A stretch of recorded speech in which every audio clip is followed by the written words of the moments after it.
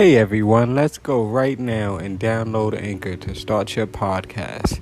If you want to talk about video games, if you want to talk about knowledge and your books, whatever you want, go right to Anchor and download and start your podcast and start making money off of things that you want to talk about. Everything, nothing's off limits. Let's go right now and start making money for just speaking what you love. Blessings.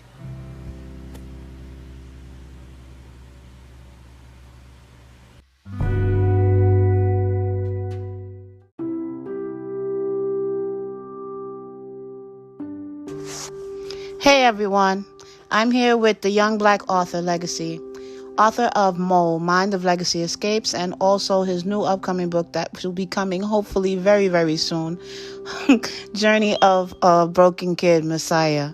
So, Legacy, we have you here today. It's so nice to have you. How are you? God bless. I appreciate it.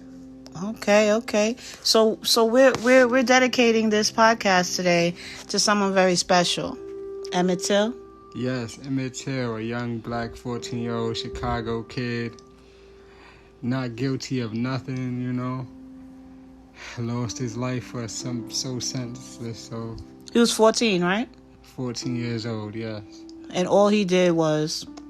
They accused him of whistling at a white woman, but in the recent years, that lady said that he never did it. Said that he never ever whistled at her, so... So he was murdered at 14 for something that didn't even really happen. Never happened. Never ever happened. 14 years of age. Innocent kid. A lot of people don't like to hear things in life. A lot of people, they turn their back on the truth. So today, we have something very special going on. Legacy, I know you don't even know about this today, but I'm going to play a little game today because, your thoughts are very, very important. And you're the type of person that is very straight up when it comes to how you feel on these very, very big issues, correct? Yes. So, first of all, I would love to ask you a question. How do you feel about the Central Park 5, the Exonerated? How do you feel about them? Oh, my God. It might sound crazy, but I watch When They See Us more than a normal person should. Like, my mother comes in the room and she finds me watching it and she's like, why? And my reason is it reopens my eyes to the dirt. Even if I go to sleep and, a glimpse of the dirt probably is just, try to escape, that'll wake me right on back up and show me what I'm up against with this dirty world that we live in. So, Correct, because that's a very powerful movie. I mean, me, myself, I wasn't able to actually watch it. I wasn't able to watch it at first. I had to take it in small dosages at first, and it was very hard because me personally, I have it where, I couldn't watch it because my son, was locked up at the time, so it was really hard to watch, and I finally got to really watch it, and I couldn't even handle it. It angers me to watch that. It angers me the way those children were treated. It angers me how they treated them, how they made them tell a whole lie against themselves. It angers me. Even Corey Wise, I'm not even gonna get into that because then I'm gonna start. You just touched the nerve. I'm gonna start flipping. I'm gonna start flipping. So Trust, basically, yeah, man. And what people don't know is, I did my research on that situation, and Ava, the director of the docuseries, she said that she made that series to humanize these kids. How do you have to humanize a human? How do you have to take the monster from a human? Like, that's not a monster, that's a human all along. Why do you have to go and try to put a human face on somebody that already have a face that's a human? Why do you have to try to plead for them when they was innocent all along? Being There's human proof. comes natural. It's natural. I don't understand that. It's so sad. It's the worst. This world is so Well, we appreciate you, Legacy, because you bring out the stuff that some people don't want to talk about and actually need to hear. So my next one that I have to ask you about, Brian Banks. Oh my God. Coerced into pleading no contest to a rape that he never even did. Okay, so recently I was on Hulu and I was looking for something to watch.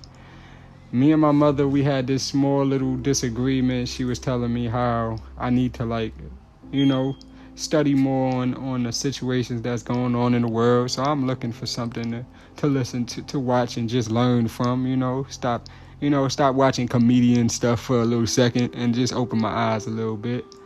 And I came across this movie on Hulu called Brian Banks. Now, I love football, so I was pulled in by the football, but then I was more pulled in by my heart from the story, because this young black kid, 16, 17 years old, with a promising future, just got an acceptance to college. He's on his way to being an NFL player. He had a bright future, and just 5 minutes of making out with a girl changed his whole life. It sent him to jail. And him being a big, muscular kid at his age and being in front of a white jury made his lawyer push him to say no contest. And no contest, what people don't understand what no contest is, you're not saying that you're guilty, but you're not saying that you're not guilty. So the doors is open to anything. They can predict what you are. And what are they going to predict for a black man? No problem, they're gonna predict that he's guilty even with no evidence. And this kid, he fought, and he was locked down for 6 years. 6 years, and he had probation right after. So even being free didn't mean he was really free, because he still had a ankle bracelet on, so it wasn't free at all. And all that, again, you said he didn't even do the rape. Never. And they didn't check for DNA. They didn't check the hallway that she said he dragged her and kidnapped her, with 10 classrooms in the hallway, open classrooms full of students. This could never happen. You know what I mean? Like, if you look at it, like if the investigators would have went and just took a glimpse at that hallway, they would have knew there was something that wasn't adding up. But when you're black, they're not going to try to clear your name. They're going to settle for what looks good for the TV, for the monster that they look at us as. You know what I mean? So, and I hate to say monster, because we're not monsters at the end of the day, but the way they look at us, we're monsters without no weapon. You know what I mean?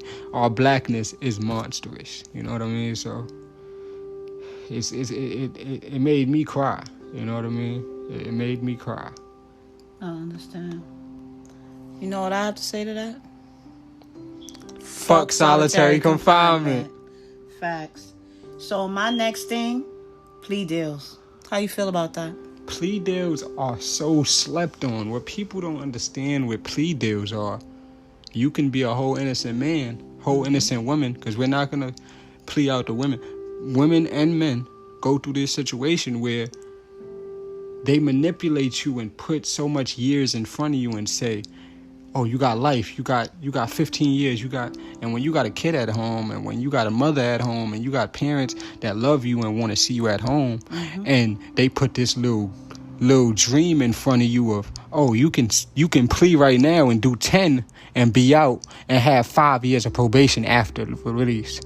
What people don't understand is when you settle for that 10 plus that 5 years of probation after release, is you're settling for the 10 years out of your life, yes. But then there's still a big possibility that you can go right back to jail for the smallest little thing when you're already released, just because you're on probation. You know what I mean? That's tricky. Some people think that they sleep on that. You know what I mean? They don't. But when you're trying to get out of that situation and that pressure, and You looking at your mama crying every other day at the court dates, and you seeing your sister crying for you, and you want to go back home to your daughter or your son. You're gonna consider that. You know what I mean? You're gonna think like, damn, let me just cop out to this, even though I'm probably not even guilty. I'm probably an innocent man, innocent woman. But me, I don't want to see my mother come here another day and watch these white men. And there's DAs that's black too. I'm not gonna act like all DAs are white. There's DAs that's black and white, but you don't want to see that DA talking all these foul words about you, denaming, dehumanize. It's just so bad how they do, how they talk so nasty about you in front of your parents. That affects your parent. Your parent looks at you as a godsend. Your parent looks at you as their angel. Your parent don't want to hear you get called a murderer. That's the last thing. That's a rapist, and you ain't do it. No parent wants to read that in the papers. No parent wants to hear anyone say that. Especially when they know that their kid is innocent. Mm-hmm. Brian Banks' mother sat there in the court every court date and heard them call her son, her 17-year-old innocent son, a rapist. Every 10 minutes, a rapist. And this man was an innocent kid. He was an innocent child. He never raped nobody, but his mother had to sit there and listen to them call him that, knowing that her son was innocent. So what can you say? You know what I mean? Like, what strength does that mother show? On the flip side of that, what I really, really can't stand is that parent that will come in and the kid is innocent. The kid didn't do it.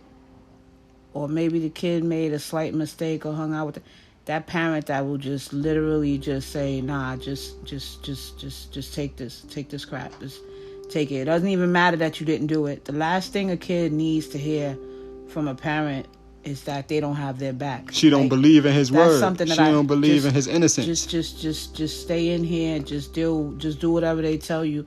That breaks my heart, because at the end of the day, no matter what, that's something that I feel that a lot of these people in courts, a lot of these people that are higher up towards the court system, what they don't understand is that that's very, very important. And a lot of times they see a lot of parents that come in there and are willing to just bend easily. And when I say that, I'm talking about bend easily. No condom, no lube. Just do whatever the hell they want you to do. Just take that easy way out. You gotta settle for it. No, I feel that a parent should be there for their kid. I feel that a parent should be ready to believe their child and be there for their child and fight with their child. Not just say, oh, okay, it's okay.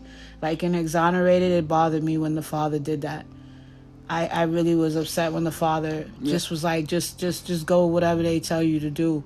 And come to find out, that boy didn't even do anything. And he kept on saying it. And even in his so-called, they call it a confession, so-called confession, he even said, I never put my penis in her.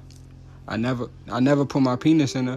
And his dad, see, with his father was so scared of going back to jail and so scared of his secrets coming out that he forced his son to have a record. You know what I mean? He was so scared of that, or his dirt, that he probably was hiding to come out to his job. That's how they manipulated him with his job. We have to be there for our children. And it's sad because Antron, till this day, I watched the Oprah interview with Antron McCray and Kevin Richardson and Yusef Salaam and Corey Wise, and Antron was so hurt he started crying. He was like, I hate my dad. Like he doesn't respect his father, even though his father rests in peace. He doesn't even want to even speak on his father because he looks at him as a coward to a certain sense, for forcing him to. He wasn't there for him. Yeah, like you're not gonna believe in your 14-year-old, 15-year-old son saying, I don't know this white lady. I never met this white lady. I never touched this white lady. And until his father forced him to say, and his words was, just go with what the cops said. Go with whatever the cops want you to say. Say whatever they want you to say so we could get the hell up out of here. But what he didn't know was he was putting his son in that jail. He was locking that key. You know what I mean? So it hurts that if his father never said that, I don't feel like Antron would have ever even said that he did anything. If his father never yelled, he would have had that power force behind him, and that's what he needed. If he never yelled at Antron, if he never threw that chair and yelled and told him, you better do this. I feel the heat on you, sir. I feel the heat on you, Legacy. I see how you feel a type of way. How about Khalif Browder? Ooh. Dang. Khalif Browder lost his life due to fuck solitary confinement. And what people don't know is Khalif Browder stand to his own. Khalif Browder said the courts told him, just plea out and you can go home today. You're in jail for 2 years, 2.5 years. Plea out right now and you'll go home today. He said, no, I'm not guilty. I didn't steal no backpack. I didn't steal nothing. I'm innocent. I'm gonna stay. I'm innocent. Y'all can say whatever y'all. I'm innocent. And he held his own, but that costed him everything. That costed him his mental. But what people don't know is Khalif Browder's a powerful hero in the world.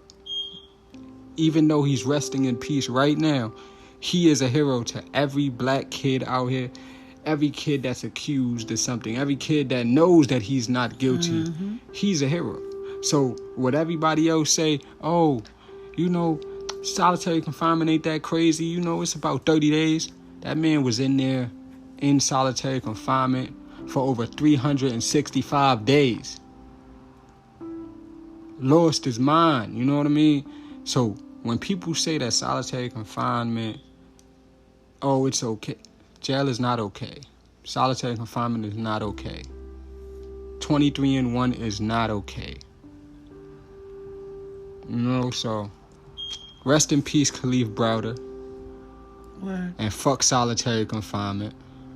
Fuck solitary confinement. So, question. Being manipulated to plead guilty or give false statement for a crime you did not commit, actually. We could go back to When They See Us. Corey Wise, for example. Corey Wise went to the precinct for one simple reason.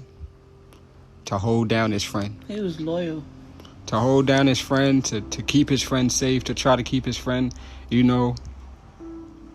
He said it. He said, your mother would kill me if I let you go by yourself. That's not even something you find so normal. Like, I respect the kid. You don't even find that because he wasn't arrested. At 16 years old? He was not arrested. He only went there to make sure that his friend was okay. That's exactly. And he waited and waited and waited. Fell asleep.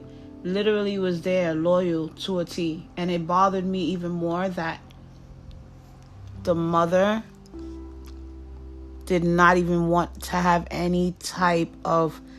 She didn't even want to know knowledge of him. Meanwhile, he was there for her son. But she didn't want to have no type of knowledge between that. And if he didn't go, he wouldn't even been... I feel, me, myself, what he went through in jail hurt me the most, honestly speaking.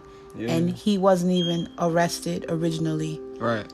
He really went there solely to be loyal to his friend. Loyalty.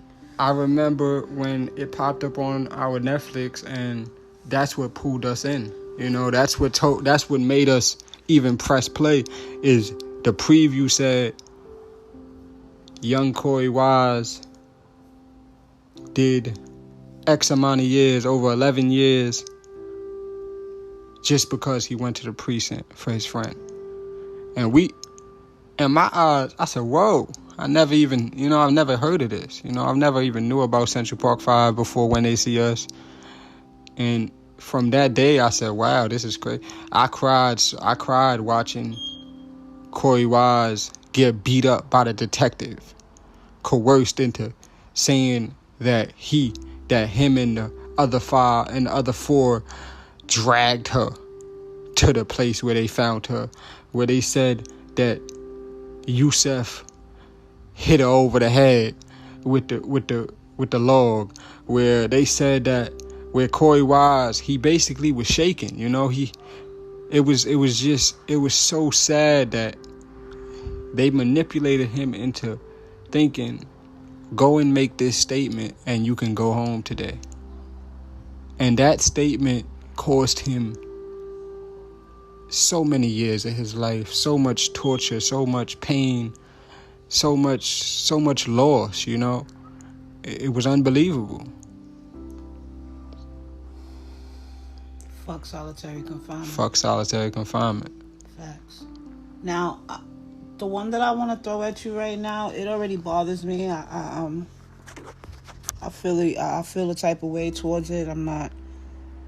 I know you probably feel a type of way, but the physical abuse that the cops use on these children to further make them give false information to a crime they didn't even commit, the abuse that they do to them just to get a lie out, just to get a story that never even happened. Someone that's scared, petrified, never been locked up. Also, they're very young. I'm old school. I don't like nobody putting hands on mine. Right. So that's a real touchy subject for me. So I need to know how you feel on that, because that I don't.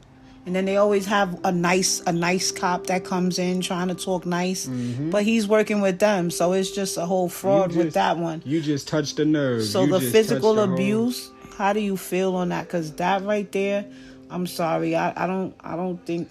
I don't feel comfortable with that, and I know for a fact it's a reason why they don't have parents in there while they question, because you would not be questioning mine like that. Right. It's a whole different.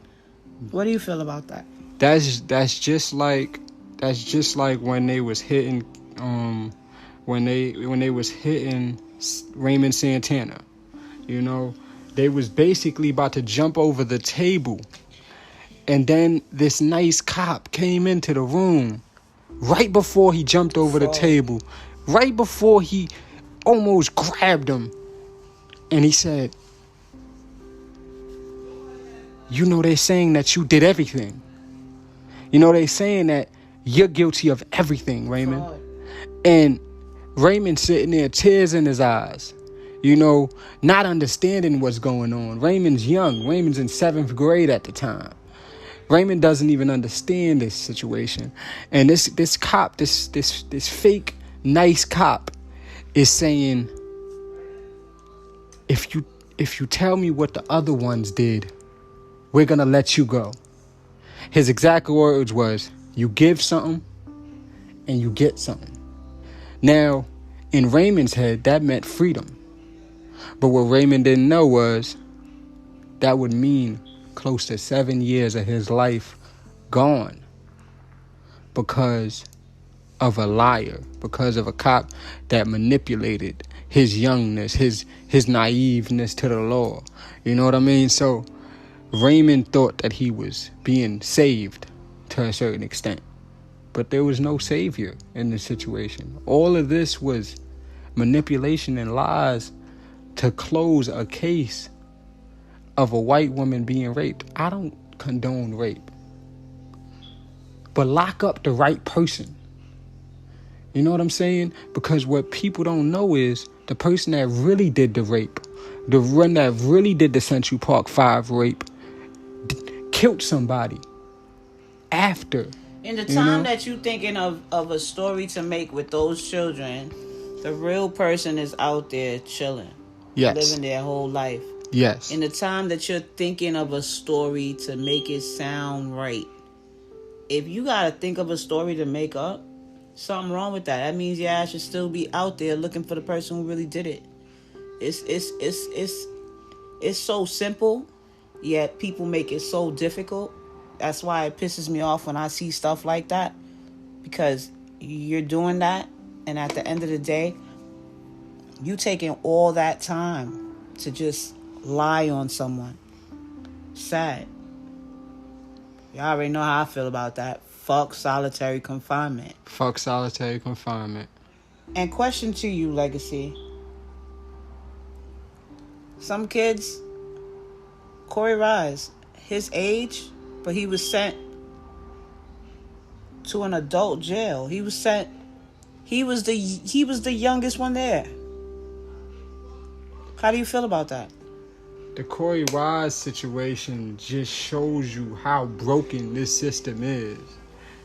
I was upset like I was Corey Wise's parent to a certain extent, because seeing a young kid be having to bribe a CO, having to fight his way out of them rooms, fight his way to do laundry, wanting to be transferred to other jails so that he can be closer to his mother. It was so bad.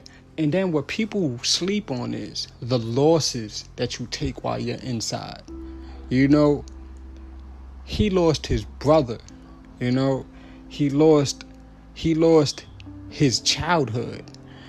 He lost so many friends, so many people that thought that he was guilty, so many people that was naive to the truth and accused them 5 young kids. For years after them being released, it took so long for them to be exonerated. It took them so long to be called innocent. So all them years that they didn't know that these kids was innocent, they was called guilty.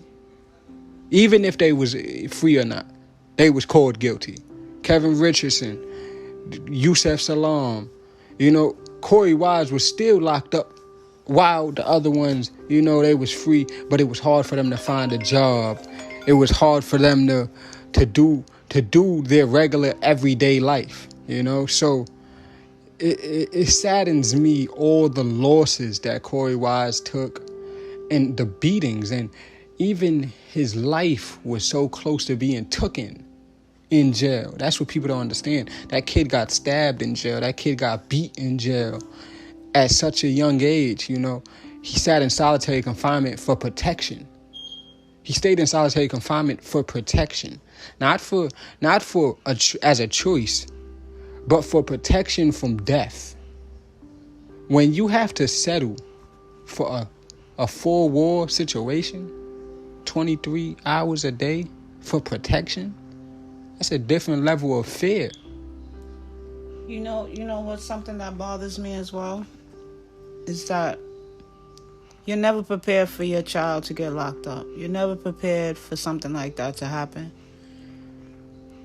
The actual fact of you not being prepared, and God forbid you're struggling, it hurt my heart when that woman couldn't even give no money to her son for commissary. It hurt my heart that she wasn't able to do that. And him being a good son, him caring enough for his mother, he was like, you don't even have to. Don't worry about it. He was like, but even him saying that hurt me. A mother, that's the last thing that she would even want to even hear, because she wants to help. She wants to do whatever's needed. And who else is going to be there? That's something I hate. Like when people get locked up, a lot of people just be like, free this one and free that one. Hello. How about the rest of the stuff that comes with that? Because you're saying free this, free that. Hello, that person needs commissary. That person, you know what I mean? It's easy to say free that person, but it comes with so much more. And then sometimes people even get me upset, because in jail they're so upset. Oh, this person doesn't care. This person doesn't care. This person doesn't. Then they come out and they hang out with the same people that wasn't there for them in the first place. They hang out with them same people that didn't even bother while they was locked up. Pick up that call. And it's easier to get in trouble all over again. Those type of things bother me, because when that boy said that to his mother, and she couldn't even, it hurt her so much that she couldn't even say, here, I put in your commissary, here, you understand? Like, those calls, they mean something. But if you don't have any money, how can you call that loved one that's so worried about you, that's outside in the world? How can you? It's a big issue that really bothers me, because at the end of the day, they need help. And then for him to be in there and he didn't even do anything wrong. Please. As I said, fuck solitary confinement. Question though, Legacy. How do you feel about suicide caused by solitary confinement? I know. Honestly, that is the most. It's so hard to even speak on this. But what people don't know is don't say bad things about that person. You know, that person was in pain. That person wanted to escape.